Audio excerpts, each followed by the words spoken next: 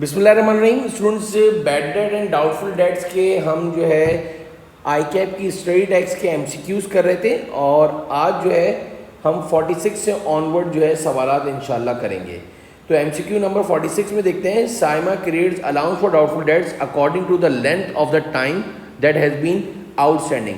यानी ये आपके पास एजिंग ग्रुप ऑफ एनालिसिस का सवाल दिया हुआ है। ये आपको एजिंग ग्रुप ऑफ एनालिसिस का सवाल दिया हुआ है जिसमें आपको डिफरेंट जो है ग्रुप दिए हुए हैं जिसके ऊपर जो है अकाउंट रिसीवेबल जो है आपको डिस्ट्रीब्यूट करके according to the group wise time line के लिहाज से दिया हुआ है। जो पहला ग्रुप है लेस देन 31 डेज, उसमें अलाउंसेस में नील रिक्वायर्ड है और इसका बैलेंस 32,700 था। 4% यानी 16,900 पे 4% अप्लाई करना है बच्चों। 8750 पे 50% आपको जो है बैड डेट अप्लाई करना है। तो 4% जो आपके पास आया वो 676 आया। और एक और चीज़ कि 676 इसमें अप्लाई हुआ और इसमें आपके पास आया 4375। इधर आपके पास नील है, दोनों को आप ऐड कर दो तो 5051 आ गया। 5051 आ गया बच्चों। आप अलाउंस फॉर बैड डेट के अंदर जो है टी अकाउंट बनाओगे और बैलेंस ब्रॉट डाउन में आपके पास 5051 जाएगा। अब आपको ये देखना है कि अलाउंस फॉर बैड डेट का if the balance at the 1st June 2020 was ₹5,600, यानी अलाउंस फॉर बैड डेट का ओपनिंग बैलेंस आपको सवाल के अंदर जो है वो दिया हुआ है 5650। 5650 जो है ओपनिंग बैलेंस है बच्चों अलाउंस फॉर बैड डेट का। और एंडिंग बैलेंस जो है बच्चों वो आपके पास 5051 आया है। ये ब्रॉट डाउन आया कहाँ से? कैरी डाउन से आया। अब मेरा सवाल है 5650 और बैलेंसिंग फिगर हम ले लेते हैं। तो डिक्रीज इन अलाउंस आ रहा है क्या? 549। याद रखिएगा आपका डिक्रीज इन अलाउंस जो है 549 का आ रहा है। तो decrease in allowance 549, delta is the right answer. MCQ number 47 पे जाते हैं, जरा देखते हैं। Multan Sultan MS receivable ledger account showed a balance at the end of the year is 58,200 before making the following adjustment। ये सारी एडजस्टमेंट करना बाकी है। कितनी एडजस्टमेंट दी हुई है बच्चों? 1, 2 and 3। MS wishes to write off debts totaling 8,900 as he believe they are irrecoverable। पक्के जो पैसे डूब गए बच्चों वो आपके डूब गए bad debt written off debit और account receivable credit. Bad debt written off को आपने डेबिट कर दिया बाई 8900 एंड अकाउंट रिसीवेबल को आपने 8900 से क्रेडिट कर दिया।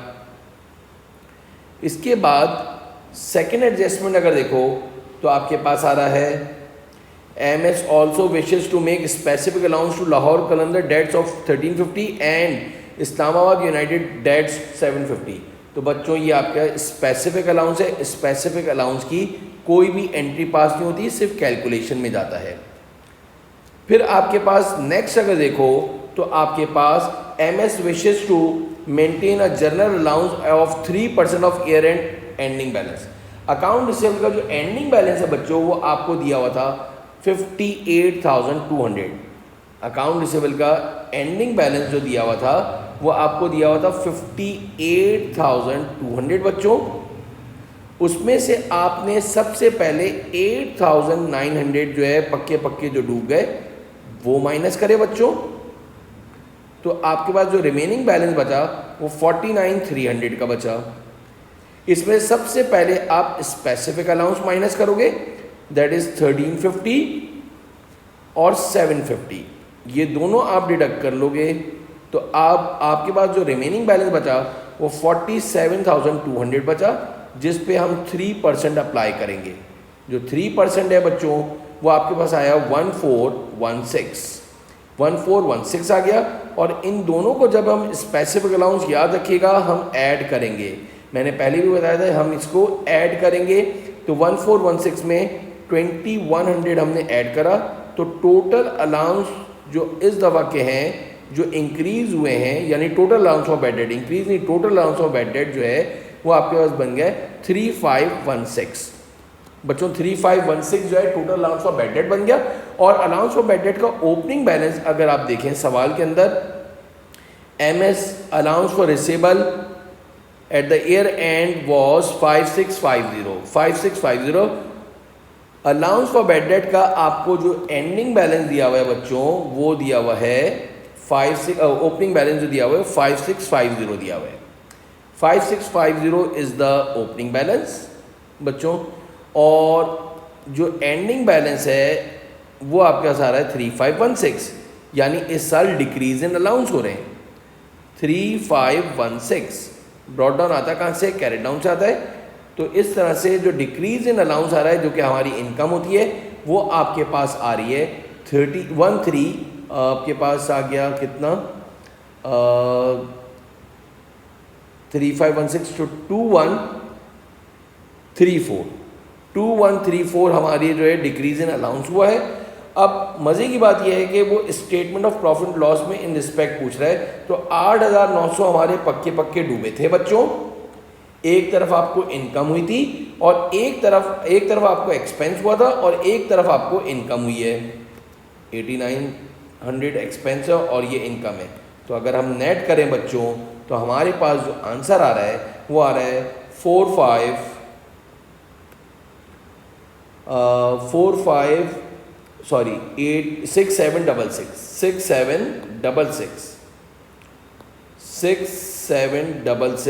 The right answer is a, alpha is the right answer. अगर इसमें बैलेंस शीट का पूछा जाता, एक एक्स्ट्रा बात बता रहा हूँ, तो 49300 में से बच्चों आप जो है अलाउंस फॉर बैड डेट का एंडिंग बैलेंस 3516 माइनस कर देते तो नेट अकाउंट सेबल जो बैलेंस शीट में स्टेटमेंट ऑफ फाइनेंशियल पोजीशन में जाता वो जाता आंसर 45784। मैंने कहा साथ आपको बैलेंस शीट का भी बता दूं। एमसीक्यू नंबर 48 ज़रा देख लो। In the statement of financial position 31 December 2015 Karachi Kings reported net receivable. अच्छा सवाल है, ज़रा देखिएगा, याद रखिएगा। नेट रिसेबल अकाउंट रिसेबल में से जब हम लेस करते हैं बच्चों अलाउंस फॉर बैड डेट तो हमारे पास जो आंसर आता है वो आपके पास नेट अकाउंट रिसीवेबल आता है। तो नेट अकाउंट रिसीवेबल जो है वो आपको 12,000 रुपये दिए हुए हैं, यानी अलाउंस फॉर बैड डेट को माइनस करने के बाद जो नेट अकाउंट रिसीवेबल है। इस सवाल की सबसे ब्यूटी ये है कि आपको नेट अकाउंट रिसीवेबल दिए हुए थे 12,000 के। और बोले during 2016 KK made sales on credit of 125,000 and receive cash from credit customer is 1,15,500। At 31st December 2016, KK wishes to write off debts of 7,100 and increase the allowance for receivable by 950 to 2,100। यानी allowance for bad date को आप बढ़ाकर 2100 तक ले जाओ।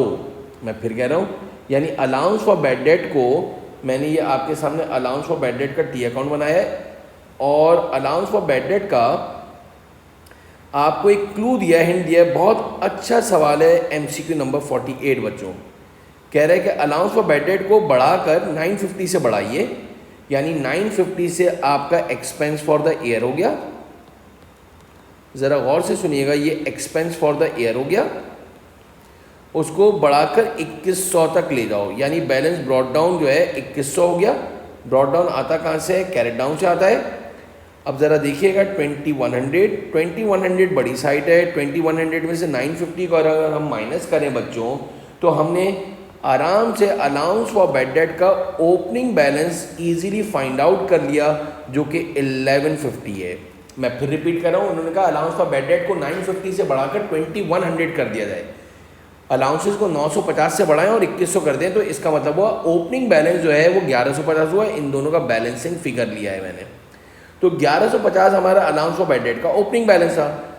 Allowance for bad date 12,000 में 1150 को add करा तो अकाउंट रिसीवेबल का ओपनिंग बैलेंस 13,150 आ गया।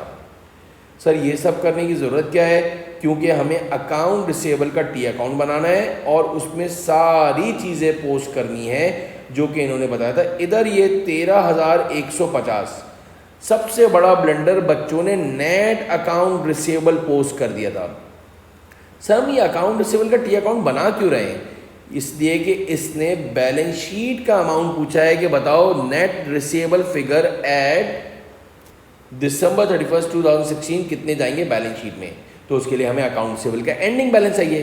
कैश रिसीव फ्रॉम कस्टमर जो है आपके पास जो है 115,500 आ गया और रिटर्न ऑफ 7,100 है। तो आपने वह 1350 में 13,150 में 1,25,000 को ऐड करा तो ये आया 138,150। 138,150 में से आप ये सारे माइनस कर दो दोनों, तो आपका जो बैलेंसिंग फिगर है यानी एंडिंग बैलेंस अकाउंट रिसीवेबल का जो आ रहा है वो आ रहा है 15,550 आ रहा है बच्चों। 15,550 is the account receivable ending balance. और याद रखिएगा बैलेंस शीट में जो हम दिखाते हैं अकाउंट रिसीवेबल को 15,550, उसमें से आप लेस करते हो बच्चों, क्या आप माइनस करोगे अलाउंस फॉर बैड डेट का ending balance that is 2,100 minus करके दिखाओगे। 2,100 जब हम माइनस करेंगे तो नेट अकाउंट रिसीवेबल आपसे ये आंसर आपसे पूछ रहा था, तो नेट अकाउंट रिसीवेबल आपका जो है वो आपका जो आंसर आ रहा है दैट इज 13,450 आ रहा है। The right answer is 13,450। बड़ा इंपॉर्टेंट एमसीक्यू है, एमसीक्यू नंबर 48 बच्चों। एमसीक्यू नंबर 49 पे जाते हैं। In the year ended 30 September 2018, Quetta Glitters had sales of ₹7 million. Year-end receivable amounted to 5% of annual sales. QG wishes to maintain allowance for receivable at 4%. Receivable at result discovered that allowance is 20% higher than the previous year end. During the year, irrecoverable debts amounted to ₹3,200 were written off and debts amounted to ₹450 and previously written off were recovered. अब देखो सबसे पहली बार बच्चों आपको जो है 70 लाख जो है अकाउंट से टोटल सेल्स दी हुई थी 70 लाख बच्चों। 70 लाख का आपने 5% निकाला जो कि आपका अकाउंट रिसीवेबल है बच्चों, तो अकाउंट रिसीवेबल आपका आ गया 3,50,000। उस पर आपने 4% अप्लाई करा बच्चों अलाउंसेस, तो 4% जो है आपके पास आ गया 14,000 आ गया बच्चों। और इसके बाद प्रीवियस ईयर के अलाउंसेस नहीं दिए हुए थे, प्रीवियस ईयर के अलाउंस नहीं दिए हुए थे, उसको हम हमेशा 100% ट्रीट करते हैं। और this year allowance increase by, this year allowances increase by जो हुए हैं वो आपके 20% से हाइयर हुए हैं, तो ये आपके पास 120% बन गया। Total allowance for bad debt is 120% which is equals to 14,000 बच्चों, जो कि 14,000 के बराबर है। तो अब ये मैथ्स का रूल है कि 14,000 जो कि आपको total allowance for bad date है वो 120 के बराबर है। 100% हम अप्लाई करेंगे ऊपर तो हमें जो है प्रीवियस ईयर के अलाउंसेस पता चल जाएंगे, दैट इज 11,666 आ गया। अब अगर देखा जाए आपसे बैड एंड डाउटफुल डेट पूछ रहा था, तो मेरा सवाल यह है आपके पास ओपनिंग बैलेंस जो है अलाउंस फॉर बैड डेट का वो हमें पता चल गया 11,666 है, और this year allowances increase by 20% हो गया 14,000 हो गया था। तो ब्रॉड डाउन आता कहाँ से है, कैरेट डाउन से आता है। 14,000 और 11,666 का आप जो है बैलेंसिंग फिगर ले लोगे तो 2,333 जो है आपका अलाउंसेस इंक्रीज हुए हैं। पक्के पक्के आपके पास जो पैसे डूबे थे बच्चों, पक्के पक्के जो आपके पास पैसे डूबे थे बच्चों, वो आपके पास डूबे थे कितने ड्यूरिंग देयर 3,200 के। ये एक और चीज़ देखिएगा, 3,200 से हमारा रिटर्न ऑफ हुआ था, और अलाउंसेस जो है बैड डेट जो है वो 2,333 के थे, वो भी एक्सपेंस था, और एक 450 रिकवर्ड हुए इनकम। तो 3200 में 2,333 जमा करो और उसमें से आप जो है इसको माइनस कर दोगे तो आपके पास 5,083 नेट आपके पास एक्सपेंस आ गया, और आपका आंसर जो है A alpha is the right answer. ये नेट आपके पास जो एक्सपेंस बचा है वो बचा है 5,083। बहुत अच्छा इंपॉर्टेंट सवाल है। Last one is the 51।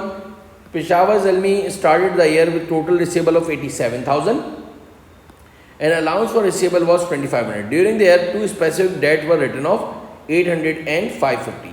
ये दो राइट ऑफ हो गए, तो राइट ऑफ की एंट्री बनती है bad debt written off debit and account receivable credit बच्चों। तो राइट ऑफ जो हुए हैं आपके पास 1350, मैंने एक साथ एंट्री बना दी। A debt of 350 that has been written off irrecoverable in previous year was paid during the year. तो cash debit, bad debt recovered, other income, एक इनकम भी हो गई आपकी,